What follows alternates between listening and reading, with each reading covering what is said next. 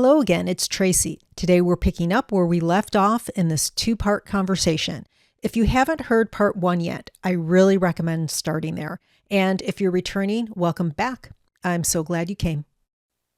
Now, I know that many people realize or they don't realize that people with HIV are aging. I kind of feel like it is like people just assume that AIDS is almost gone. Right. That hey, we don't have to worry about it anymore. Um, Yeah. and also, they don't realize that people, besides people in the LGBTQ plus community, that they get, that they get HIV and AIDS. And a personal, I remember when I was young, my mom had a cousin who had a blood transfusion and got AIDS, got HIV, and she had young children. Yes. And so her young children had to watch her get sick and die.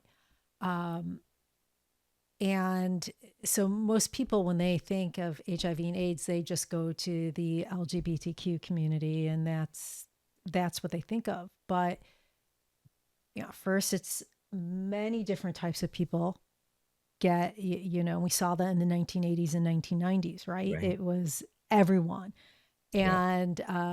and there's this myth that it's almost gone, that's almost eradicated, and we don't need to worry about it. So, what in today's world are some of the challenges that long-term survivors are facing as they approach, well, as they live with HIV and as they approach end of life? And this end of life could be many things, not just from Oh, AIDS. We're yes. getting older, right? I mean, there's, Yep. you know, Sometimes their end of life or the life as they knew it changes like every other, like every other week. yeah. Um, I'm being a little facetious there, but so there's still a stigma attached. Disclosure is still a big issue. Um, if you are, it's gotten much better in the last few years, but there have actually not been any services that have really been funded to kind of take care of this population. And a lot of time, if you try to access senior services, traditional senior services, they might know the aging piece and the senior piece, but they might not know the HIV piece. And so trying to figure that out, a lot of our folks who are LGBTQ, and if they are also HIV positive, um, may hide being LGBTQ, and hide being HIV positive because they don't want anybody to know. So they go back into the closet, which creates a whole lot of stress.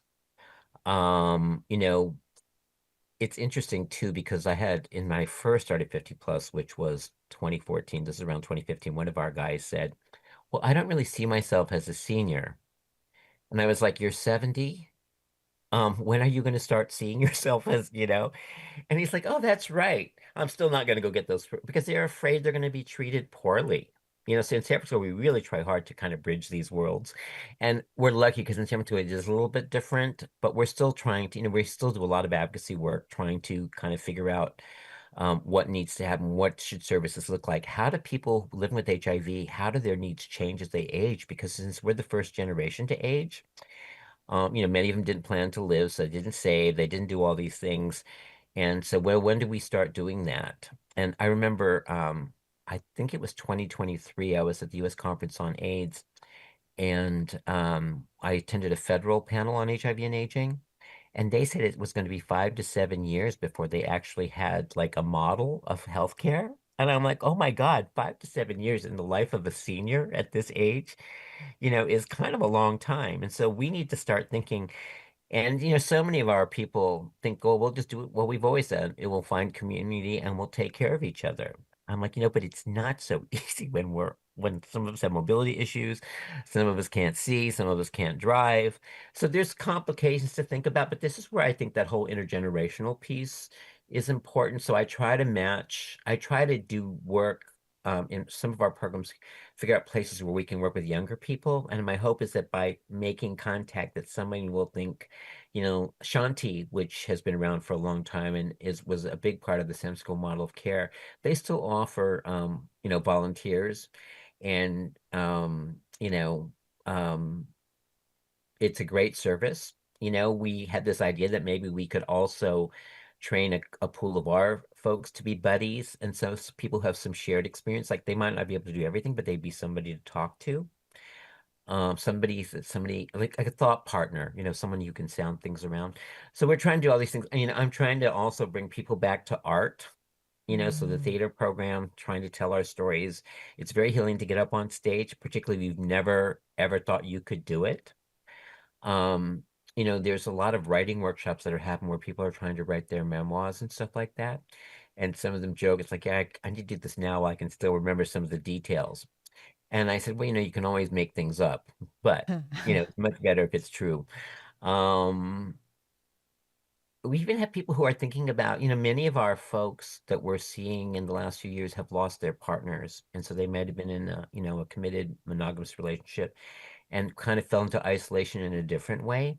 So when one of them passes, then they're kind of isolated. So we're trying to welcome those folks into the fold and figuring out, are there things that you need to do, to also, because being part of a couple is great, but when you're single, are you able to maintain your home? Or do you need to think about maybe living, maybe making other living arrangements? So there's all these things that I think people just thought we would never have to deal with this. So Well, trying to have these conversations and making it feel sort of natural and not forced. well, I think maybe I shared this when you and I talked about, we used to have these workshops, we called them the end of life papers. Nobody would come because they didn't like the title.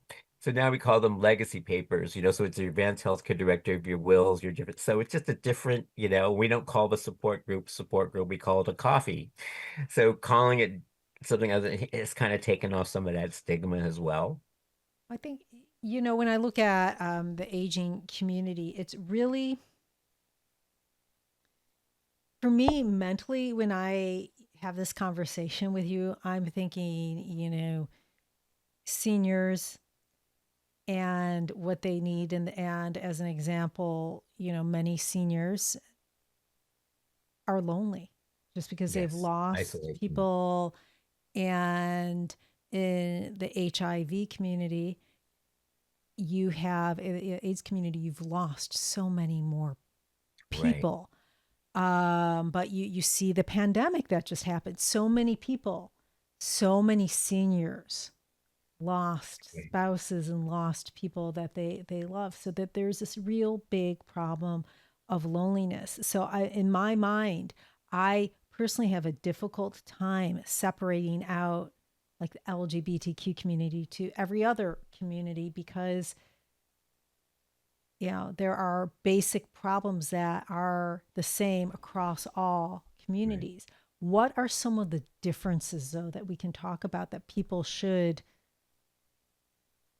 are there any, bigger differences that we should be talking about for the HIV/AIDS community and aging compared to other communities? Well, people living with HIV, people who are HIV positive, um, are known in studies are known to have 3 times the comorbidities of someone who's not. And like currently we are seeing some people who are in their 40s having conditions that you historically would not see in someone who was not positive until they were in their mid 60s and 70s. And so there's going to be a need to care for long-term care. There are policies, AIDS is a disability diagnosis has been. HIV in, over the course of time became more of a, what do you call it, a manageable condition. And you had different levels of HIV. One of them was disabling, but it usually meant at some point you could go back to work. And so we've had a lot of folks denied benefits because of it not being clear what the policy is. And so, some of these things are policy changes that need to happen, like for in the Department of Aging, depending on where the funding's coming from, a senior could be 55, could be 60, could be 62, could be 65 or over 70, depending on what you're looking at. And so we've actually had people turned away from some of those scenes because they were too young, like in their 50s. And it's got a little bit better now, and especially like California has its own. like California aging, where people, older people with HIV or people with HIV and LGBTQ folks have been identified as people of significant social needs. So that opens them up to receive services earlier, but it also means that we need to have conversations and how do we navigate that and how do we bridge these communities? Because otherwise, you start to run into some things we've already talked about, the perceived lack of sensitivity, the stigma for people with HIV, the stigma being LGBTQ. I mean, there's so many San Francisco, it's better, but other places, they don't want to ask you if you identify as LGBTQ because they think it's none of their business or it's just a very uncomfortable conversation. So it is a different, there's still things that there's still, I don't know what the right word is, but there's still bridges we need to cross. And when I first started doing the HIV and aging work, it was kind of like building a bridge while you were walking across it. I thought this could be really challenging. But I think we've done okay. I wish it could move faster. Um, and then again, right now we've been doing and we're starting to make strides, and then all of a sudden we're in this political environment that we are. Like where we are gonna see is like, first they're coming for people with HIV after targeting their benefits because I think we're a little bit easier to identify.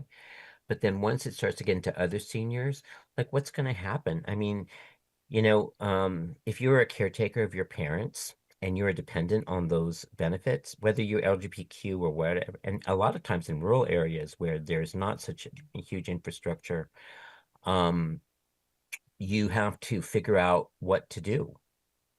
And you have to figure out where are we going to go. And if we do lose these benefits, like I was in DC a couple months ago when we were talking about the different things. And on that day, they shut down our HRSA Region 9 office. And so I wanted to talk about that, but then I won't name names, but they're like, we're here to talk about HIV and AIDS. I'm like, but this is all connected. Mhm. How can you not see that this is, if you are sick and you're depending on benefits and these things go away, we need to start figuring out healthcare. And, I've been in countries, I've worked international and stuff like that, and there are places that have great healthcare systems. And it doesn't seem to cost as much as America's healthcare system. And so I do think we need to figure out how are we going to take care of our people? What is a fair and equitable way that we can, that hopefully guarantee that people have good health? Because good health should be a human right, you Mm. know? At San Francisco, we have AIDS Foundation, we have these shirts that say health justice for all. And part of that means having healthcare that is accessible. And then you can get into all the stuff around gender and all those inequities, but I mean, it's such a complicated landscape that we are trying to navigate. What does that landscape look like for someone that has HIV or AIDS nearing death today? What are some of the really big gaps that you have noticed, and what do you think we can do about it? Well, this is a conversation that we are having because there has been an increased need for hospice care again Hmm. as people are getting older. Because when you are to the point where you need those late stages of care, it would be great if you could live in your home, but you have to plan for that, and you have to make some accommodations. And many of our folks um, who are on fixed incomes live in apartments that are rent controlled and they may not be the best around mobility. So these are things that we need to think about. What are some of the services that are going to be needed? Um, also, I keep feel like I have all these laundry lists of things that are needed, but many of the doctors and the therapists and the nurses who have been with us since the 80s and 90s are now retiring. And so we are seeing like a huge brain drain happening. And so, how do we connect these generations? And is there some way that that knowledge can be passed on to future providers um, before it's too late? Um, what else is there? Housing is always going to be a huge issue, and in the current configuration of food insecurity, because things are so expensive, particularly in San Francisco. I mean, we have these $25 Safeway cards that we give out, and those are like a lifeline for many of our folks. And so figuring out how can we feed people in a way, that is sustainable. How can we keep them in their homes? What are some of the models that we can do? And I think that, we need to start planning for that soon. if we're not, I mean, we should be doing it already, but since knowing that everybody's kind of in shock over everything that's happening, I really do think, yes, all this is happening, but in the meantime, we need to focus and get some of these things in place. It's unfortunate that in our country that we have people who are spending $10 million to go into space, right? Right, And people can't eat. right. Or $3 million to play golf Yeah. for an afternoon and people can't eat. And some people, if you live in rural areas, and if you a lot of the issues that I've talked about are things that I'm aware of in San Francisco, but if you are a person living with HIV and you're in a rural area, it's even harder because sometimes you have to travel long distances just to get your medication. And for a long time, we saw many people who were originally based in San Francisco got pushed out because of the expensive rents. They would continue to try to get their care here. But that's only sustainable for a while because you have transportation issues. You could spend all day trying to get into San Francisco and then, your clinic can't see you. Or if if there's a mishap like on your transportation, like BART or something like that, then you might miss your appointment and then you've wasted a whole day and it's very frustrating. We've had reports of people in rural areas having to be sent like through other means of transportation, like shared rides and stuff like that, and then being dropped off in the middle of nowhere with no way to fend for themselves. And so these are all things that I try to anticipate. And I'm one of the few people that I know who stayed in this field. Like every time I've tried to quit and go do something else, I just get pointed back. And I said, there must be a reason why I'm still here. And I think it's because my lived experience, I can kind of anticipate that this is what we need to do. And so I thought, well, it's not a bad way serving my community to use this knowledge to be able to better serve that community. And It is. so, Anyone can go, and I'm sorry, I mean, not anyone, but many people can go and work in tech. Many people, but there aren't many people who can do what you do and have that lived experience. And it is needed, and it is such a gift to be able to give that, to provide that to the community, to our society. It's yeah. really major.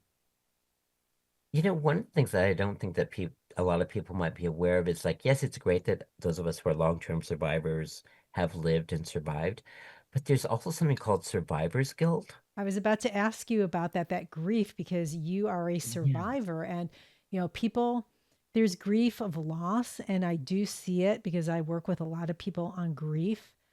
And there's also grief of surviving and carrying so many names and so many stories. How does that show up, not only for you but in your community also?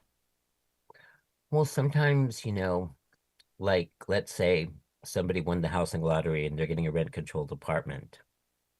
At the last minute, they might think, oh, I don't deserve this. And they might not even be aware that this is what they're feeling, but because they've survived, they feel guilty that this is happening for them, but why not, you know, one of the other people who have passed.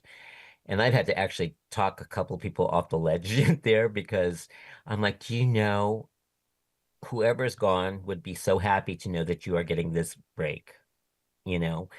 And there's been some studies where they've showed that people who've just repeatedly experienced trauma don't always make the best decisions. And some of it might be that, some of it is PTSD. Hmm. But there's that. Sometimes there's an inability to like if you had to be employed, like, it is expensive and you may need to go do something, but to keep a job, that can also be challenging because you just can't focus, or it gets stressful and you're you've been out of the workforce or whatever your life course has been. It's just hard to keep employed. Also, the employment field is much different than it was when we were growing up. There were so many things that we were able to do that you just can't do now.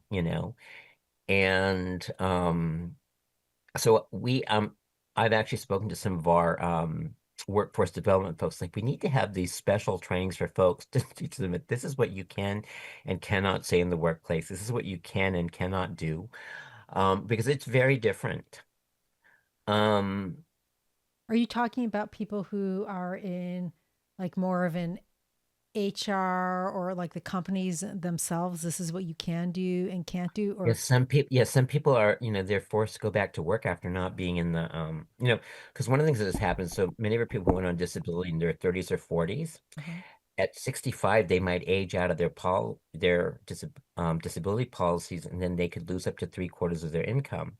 And sometimes just because it's expensive, people have to go back and do work, and then, you go through all the thing of, of applying, interviewing, and then finally getting the job, and then you don't know how to act in the workplace. Which, it's just, you think, wow, that's so stupid. Why would you not? It's, mostly because being out of practice, or just not having that opportunity, or the world has changed and moved on. And so, these are some of the, and then it frustrates people because, they don't totally understand what has happened, and that this, they think they're doing their best, and they are, but there just needs to be a little more training and awareness that this is what you can do. This is how the world has changed since you were last working. Does that make sense? yes, it does. Yes, it does. I mean, and part of it isn't, part of it is also just the reality of getting older, also, right? I Oh, mean, yes. I I was listening to a video of a linguist, and he was talking to Gen Z in their language, and he was like speaking using all the terms. I was thinking to myself, I have no idea what this guy just said. I must be really really like not a, like I understand, I understood maybe like three or four words in that whole conversation. I mean, that's how, because he was just dishing out all of their words. Yes. But it is a very different, it's, That's a very clear example. And the other thing that is challenging for some of our folks is the is pronouns. mm-hmm. And so that has been like, having to do some education around that and why it's important.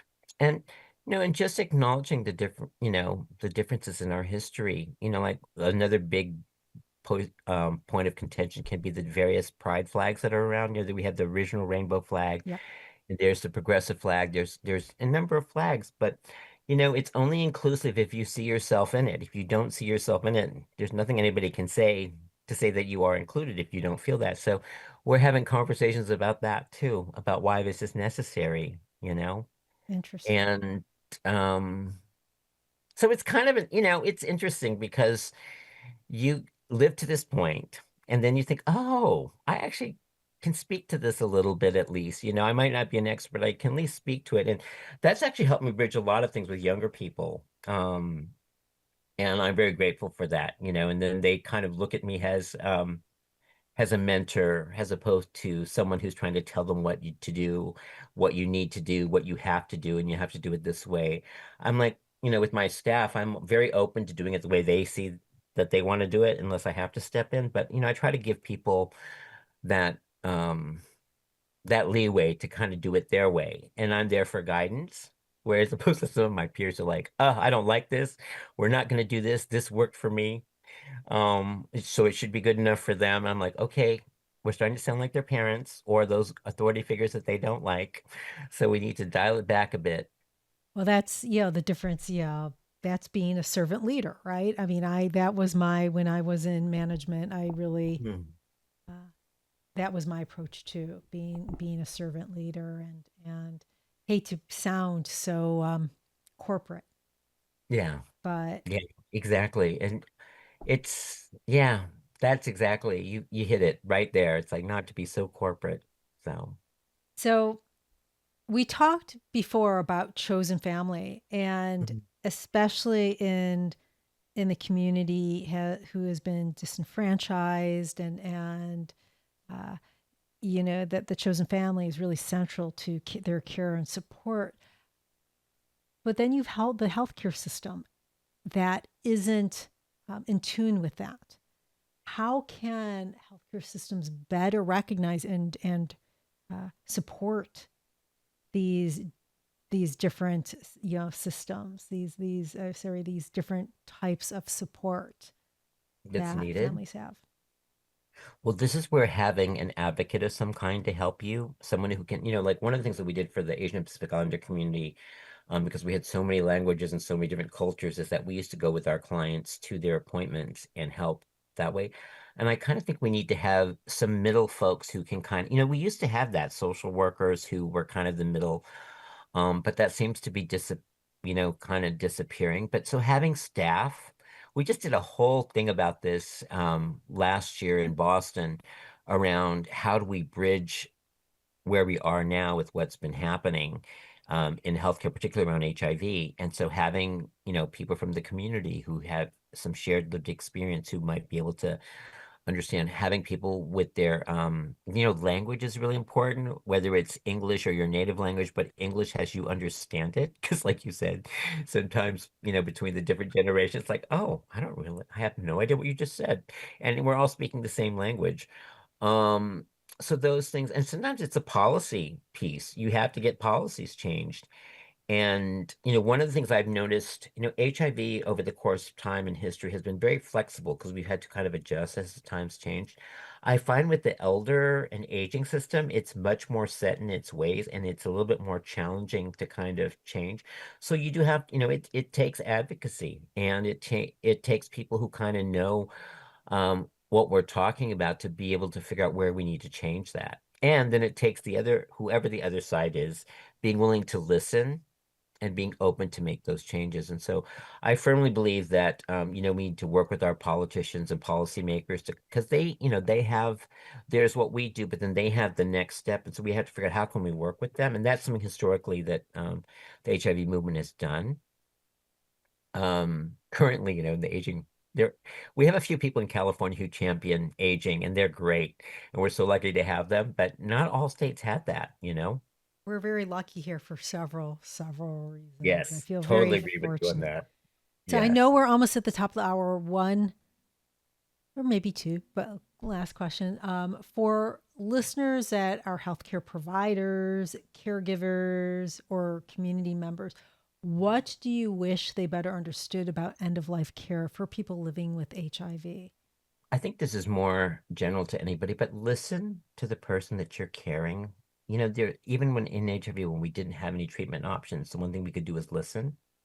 Listen, and if you can't deliver, if you can't, do what they're asking, let them know that sooner than later. I think time is of the essence, and so the clearer you can be about what you can and can't do is great. When people have experienced a lot of trauma in their lives, and that is very true for older people who've been living with HIV, they can be kind of challenging to work with. And so how can you best work with this person? Are you the best person to work with them? Do you need to make a referral outside? Um, we've always found that partnerships and collaborations, like if I know that some medical offices don't have like huge staff, so you can't do, but who are your partners in the community? I mean, so many people, so many communities are just willing to step up to help people if they know that there's a need. Because I think that that's something that everybody wants to feel useful. And if there's ways that you can figure that out, you can tap into your community. Um, I have a new volunteer who didn't know anything about our programs, but found out what we do and has been the biggest champion to try to promote the program and bring people into that. So find people like that who are enthusiastic. Um, I think also knowing when to bend, there's in HIV, there's been times where it's been incredibly challenging to just be in this field. And times you might have to bend the rules a little bit. And I think knowing how you can do that in a way that doesn't get anybody hurt, doesn't get anybody fired, doesn't do any harm, is that flexibility of knowing when to kind of just take a step back or just kind of like look the other way. Because you would build the trust and the gratefulness, the gratitude of your client. And that building those relationships is what important. Because then if you ever have to have a tough conversation with them, having that kind of relationship is important. And if you as the main provider can't do it, then have someone in your staff who can do that. I think that's always been a godsend for us, particularly in my Asian and Pacific Islander work, is being that middle person to kind of work with their clients. Client wasn't I had a client one time who didn't speak English, didn't know how, and one of the things they didn't know how to say no.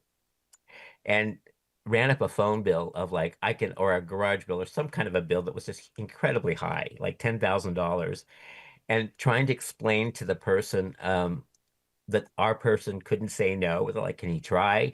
It was just kind of crazy.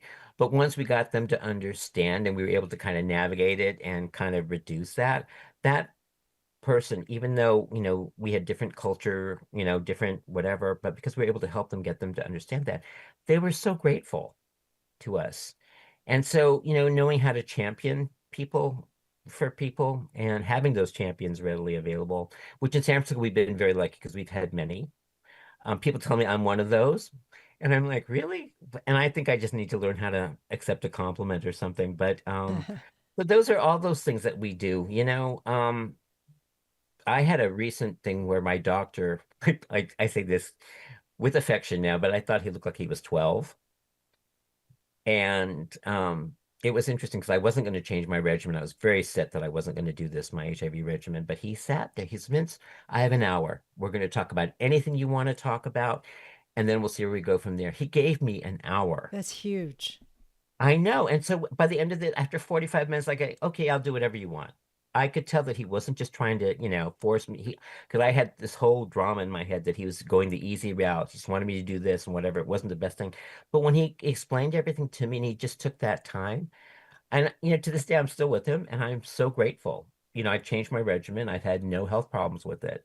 So those kinds of things, sometimes, and a little bit of an extra investment can reduce so many more costs. Last question. Where can people go to learn more about your work and support the San Francisco AIDS Foundation? Well, we have our website, which is, I believe, www.sfaf.org. Yep. They can always call me, 415-706-4963. I'm happy to connect them to whoever they need to connect with. My email is my first initial V and my last name, Crisostomo at sfaf.org. And, you can connect me. I'm happy to be that first middle person because I find that a warm handoff, if someone approaches me what they're interested in doing and I can make the right connection, that always helps. Wonderful. Vince, thank you so much for being here today and for giving me your time. And I'm really excited. Thank you so much for just being here. I Well, can't tell you how much it means to me. well, I can't tell you how much it means for someone who doesn't know me or doesn't know to take such an interest and to provide a space where we could just talk. This is my work. This is my life. This is my community. So thank you. You, And thank you for the time that you spent with AIDS Ride and for your friend. Those that we lost, they're always with us. They live on in the hearts and the minds of those who knew them. And so I can see very clearly that this is something that you care very deeply about. So thank you for that. there's anything you need or any other help I can do, please let me know. Listeners, this conversation is a reminder that HIV and AIDS didn't disappear. People are still aging, still dying, and still navigating systems that often don't see or serve them. And yet, there's so much resilience, wisdom, and love in these communities. Whether you're a caregiver, a provider, or someone just starting to learn, I hope this episode encourages you to look closer, listen deeper, and speak up. Thank you for joining us. If you have any questions, please comment below or reach out to me directly. And if you found this conversation to be helpful, please like, share, comment, and subscribe. This is Traci Arieli from Comforting Closure, wishing you peace and comfort in your journey. Until next time, take care.